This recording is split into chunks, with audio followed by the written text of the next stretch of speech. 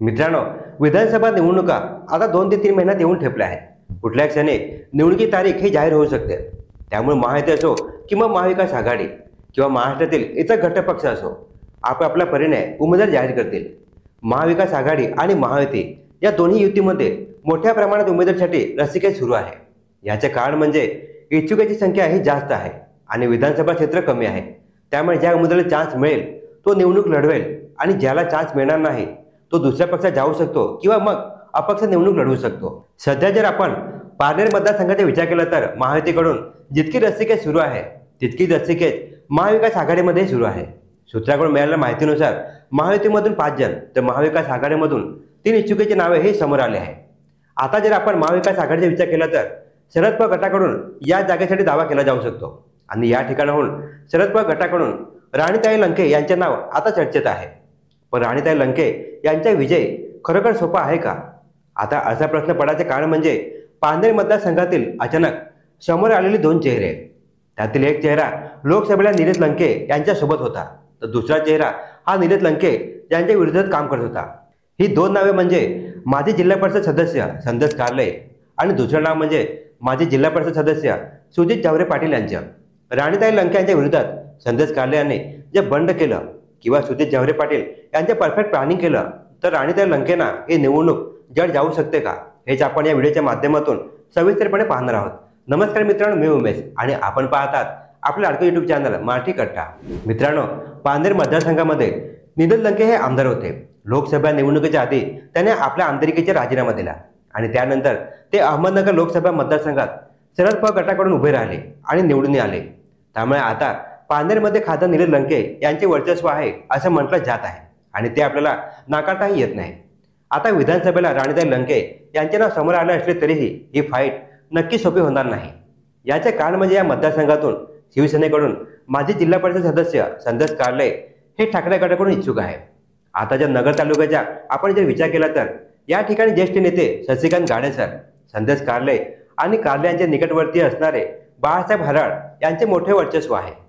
हे सगळे लोकसभेला लंके यांच्या पाठीशी उभे होते.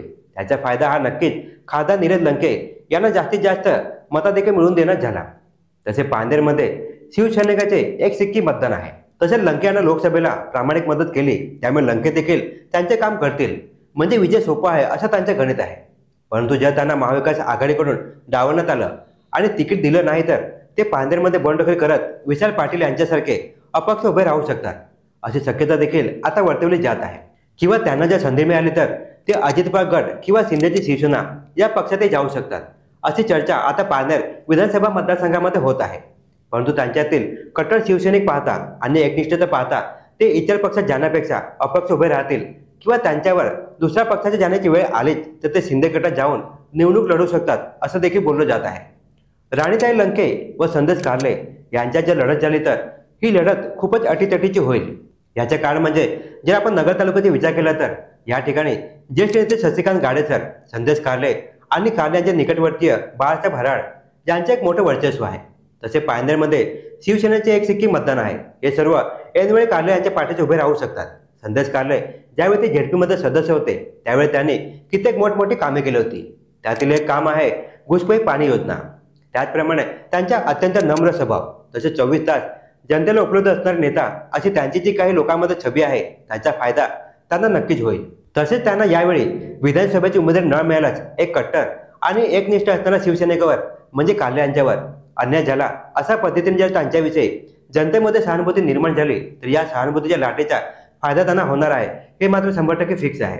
तसेच ऐनवेळी लंके यांना पराभूत करण्यासाठी कारले यांना माजी आमदार कर्डिले व विखे पाटील हे देखील मदत करू शकतात आणि हेही शक्यता नाकारता येत नाही. मित्रांनो, लोकसभेच्या निवडणुकीत निलेश लंके यांच्या पाठीशी शिवसैनिकाची ताकद होती. त्यामुळे त्यांना पारनेरमध्ये लीड मिळण्यास मदत झाली होती आणि हे देखील एक वास्तव आहे. आता ज्या विधानसभेला राणीताई लंके यांच्या विरोधात संदेश कारले उभे राहिले तर शिवसैनिकाची सर्व मतेही कारले यांना मिळू शकतात.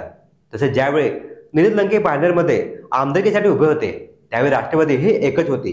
पण आता राष्ट्रवादी ही विभागली गेली आहे आणि त्यामुळेच अजितदादाची जी मते आहे ती कारले यांना मिळू शकतात.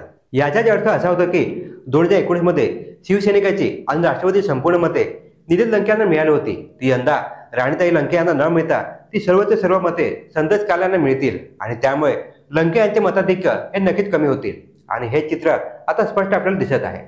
पण आता दुसरीकडे खासदार निलेश लंके आणि राणीताई लंके यांच्या देखील संपर्क हा काही कमी नाही। लंके यांच्या शब्दावर जीवाला जीव लावणारी जनता त्यांच्या पाठीशी आहे, त्यामुळे ही फाईट अत्यंत अटीतटीची होईल हे मात्र नक्की आहे। मित्रांनो, संदेश काले यांच्यानंतर दुसरा चेहरा आहे जो राणीताई लंके यांच्या विरोधात मैदानात उतरू शकतो आणि ते नाव आहे सुजित जावरे पाटील यांचं। सुजित जावरे पाटील यांना अजित पवार गटाकडून तिकीट मिळू शकते अशी चर्चा काही दिवसापासून होत आहे। म्हणजे महाविकास आघाडीकडून कोणीही बंडखोरी केली नाही आणि राणीताई लंके यांना जर उमेदवारी मिळाली तर त्यांच्या विरोधात सुजित जावरे पाटील हे उभे राहू शकतात असं म्हटलं आता जात आहे। आपण जर पारनेर तालुक्याचा विचार केला तर आज शेकडो गावात शेकडो विकास कामं त्यांनी केली आहे। सत्तेत असो किंवा नसो, त्यांनी सर्व नेत्यांना नम्रतेने हाताशी धरत, प्रसंगी जनतेसाठी नेत्याचे पाय धरत विकास कामे त्यांनी केले आहे। कोट्यवधीची विकास कामे आज त्यांच्या प्रयत्नांत सुरू आहे। तसे एक निष्ठावंत कार्यकर्ते म्हणून त्यांची ओळख आहे आणि हा त्यांचा सर्वात मोठा प्लस पॉईंट आहे। जल संवर्धनाच्या बाबतीत त्यांचे काम कौतुकास्पद आहे। पारनेरमध्ये जल संवर्धनाची मुहूर्तमेढ जावरे कुटुंबांनी रोवली असं म्हटलं जात आहे, त्यामुळे त्यांच्याबद्दल एक सहानुभूती आणि आदर असणारा एक मोठा वर्ग हा पारनेरमध्ये आहे। आता राहिला विषय नगर तालुक्याच्या, तर येथे त्यांना माजी आमदार शिवाजीराव कडेले असतील किंवा विखे पाटील असेल यांची साथ त्यांना मिळू शकते। त्यांच्या बाजूने ते उभे राहू शकतात। त्यामुळे मित्रांनो, एकीकडे अखंड महाविकास आघाडीची ताकद व स्वतः खासदार निलेश लंके यांची यंत्रणा, तर दुसरीकडे सुजित जावरे पाटील आणि महायुतीची ताकद अशी फाईट असेल। त्यामुळे ही फाईट देखील अत्यंत अतिटटीची होईल आणि हे आपल्याला नाकारता येत नाही। आता सध्या जर आपण पाहिलं तर महायुतीकडून काशीनाथ दातेसर, विश्वनाथ कोरडे, सुनील थोरात, सुजित जावरे पाटील, प्रशांत गायकवाड यांच्या नावाची चर्चा आहे। त्यामुळे येणाऱ्या काळात तिकीट कोणाला मिळते याच्यावर पुढील गणित अवलंबून आहे। पण मित्रांनो, तुम्हाला काय वाटते, येणाऱ्या विधानसभेला महाविकास आघाडी असो किंवा महायुती असो, कोणाला तिकीट मिळू शकेल आणि कोण बाजी मारू शकेल, कोण होईल पारनेरच्या पुढील आमदार? तुमचे मत आम्हाला कमेंट करून नक्की सांगा आणि व्हिडिओ जर आवडला असेल तर व्हिडिओला लाईक आणि शेअर करायला विसरू नका आणि असाच महत्त्वपूर्ण व्हिडिओ पाहण्यासाठी मराठी कट्टा या चॅनलला सबस्क्राईब करायला विसरू नका। धन्यवाद।